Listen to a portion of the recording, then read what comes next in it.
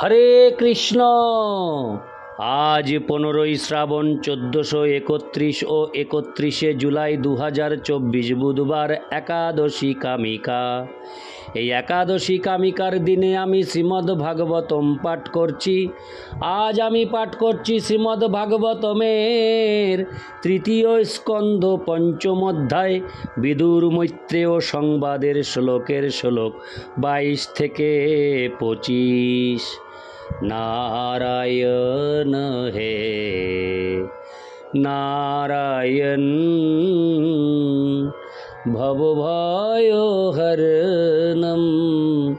नारायण। श्लोक 22। अथो ते भगवल्लीला जोगमायोरुबृंहिता विश्वस्तित्तुद्भवान्तार्था বর্ণামনু পূর্বশ। অনুবাদ।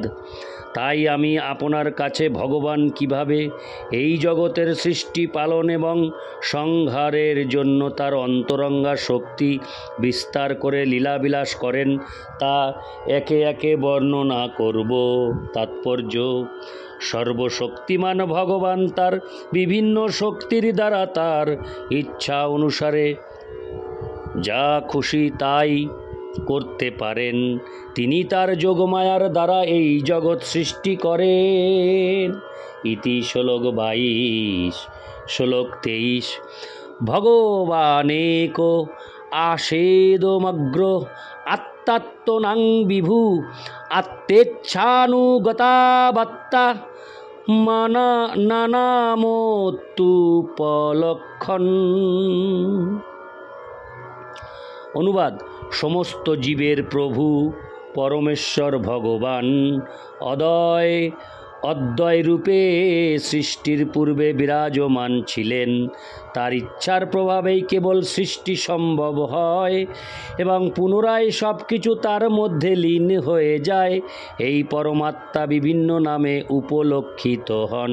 তাৎপর্য: মহর্ষি মৈত্রেয় এখানে শ্রীমদ্ ভাগবতের মূল 4টি শ্লোকের ব্যাখ্যা আরম্ভ করেন। মায়াবাদীরা যদিও শ্রীমদ্ ভাগবতে প্রবেশ করতে পারে না, তবুও কখনো কখনো তারা ভাগবতের মূল 4টি শ্লোকের কদর্থ করে কাল্পনিক ব্যাখ্যা করে। কিন্তু আমাদের অবশ্য কর্তব্য হচ্ছে এখানে মৈত্র মুনি যে বাস্তবিক বিশ্লেষণটি করেছেন সেটি স্বীকার করা, কেননা তিনি উদ্ভবের সঙ্গে পরমেশ্বর ভগবানের কাছ থেকে সাক্ষাৎ তা শ্রবণ করেছিলেন। চতুশ্লোকী ভাগবতের প্রথম পংক্তিটি হচ্ছে অহমেবাসমেবাগ্রে। মায়াবাদী সম্প্রদায় এই অহম শব্দটির এমন একটি কদর্থ করে যার অর্থ সেই অর্থকারী ব্যতীত অন্য আর কেউ বুঝতে পারে না। এখানে অহম শব্দটির অর্থ বিশ্লেষণ করে বলা হয়েছে, পরমেশ্বর ভগবান ব্যষ্টি জীবাত্মা নয়। সৃষ্টির পূর্বে কেবল ভগবান ছিলেন, তখন তার পুরুষাবতারেরা ছিলেন না এবং অবশ্যই জীবেরা ছিল না, এবং জগৎকে প্রভাবিত করে যে জড়াশক্তি তাও ছিল না। পুরুষাবতারেরা এবং ভগবানের বিভিন্ন শক্তি তখন ভগবানেই লীন ছিল। এখানে পরমেশ্বর ভগবানকে সমস্ত জীবের প্রভু বলে বর্ণনা করা হয়েছে। তিনি হচ্ছেন সূর্যমণ্ডলের মতো এবং জীবেরা হচ্ছে সেই সূর্যের এক একটি রশ্মির মতো। সৃষ্টির পূর্বে ভগবানের অস্তিত্ব শ্রুতিতেও প্রতিপন্ন হয়েছে। বাসুদেব বা ইদং অগ্র आसीत् न ब्रह्मा न च शंकर एको वै नारायण आसीनो न ब्रह्मानेशाना। যেহেতু সব কিছুই পরমেশ্বর ভগবানের প্রকাশ, তাই সর্বদাই তিনি অদ্বয় রূপে বিরাজমান। তিনি এইভাবে বিরাজ করতে পারেন কেননা তিনি সর্বশক্তিমান এবং সর্বতোভাবে পূর্ণ। তিনি ব্যতীত অন্য সব কিছু, এমনকি তার প্রকাশ বিষ্ণু তত্ত্বেরাও তার অংশ মাত্র। সৃষ্টির পূর্বে কারণার্ণবশায়ী বা গর্ভোদকশায়ী বা ক্ষীরোদকশায়ী বিষ্ণু ছিলেন না, অর্থাৎ ব্রহ্মা শঙ্করও ছিলেন না। ব্রহ্মা থেকে শুরু করে সমস্ত জীব ভগবানের বিভিন্ন অংশ। চিৎ জগৎ যদিও ভগবানের সঙ্গে বিরাজমান ছিল, কিন্তু এই জড়জগৎ তার মধ্যে সুপ্ত অবস্থায় ছিল। তার ইচ্ছার প্রভাবেই কেবল এই জড়জগতের প্রকাশ হয় এবং লয় হয়।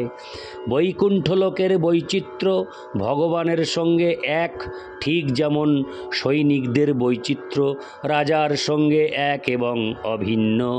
ভগবদ্গীতায় 9 বর্ণনা করা হয়েছে, ভগবানের ইচ্ছার প্রভাবে কালচক্রে জড়জগতের সৃষ্টি হয় এবং ধ্বংস ও সৃষ্টির মধ্যবর্তী অবস্থায় সমস্ত জীব ও জড়া প্রকৃতি ভগবানের মধ্যে সুপ্ত অবস্থায় থাকে।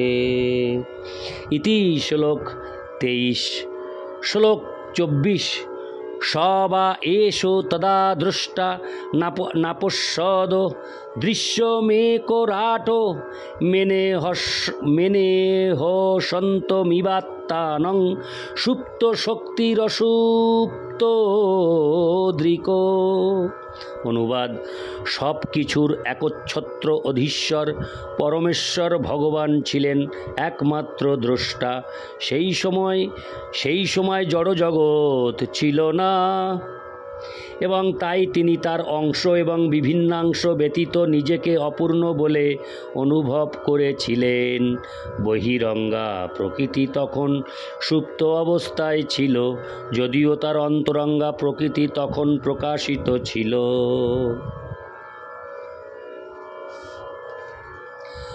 তাৎপর্য: ভগবান হচ্ছেন পরম দ্রষ্টা, কেননা তার দৃষ্টিপাতের ফলে জড় জগৎকে প্রকাশ করার জন্য জড়া প্রকৃতি সক্রিয় হয়।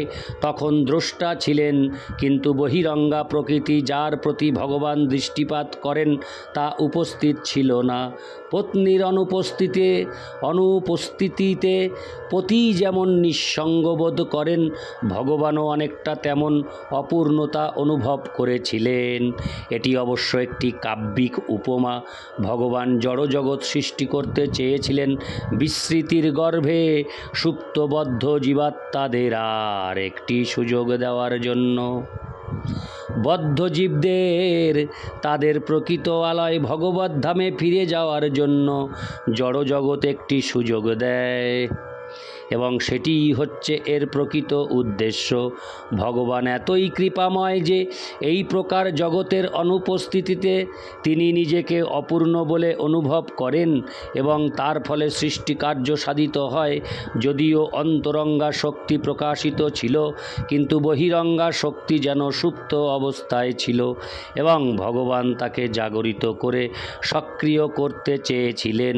ঠিক যেমন পতি আনন্দ উপভোগ করার জন্য তার পত্নীকে সুপ্ত অবস্থা থেকে জাগরিত করে, এইটি সুসুপ্ত শক্তির জন্য ভগবানের করুণা।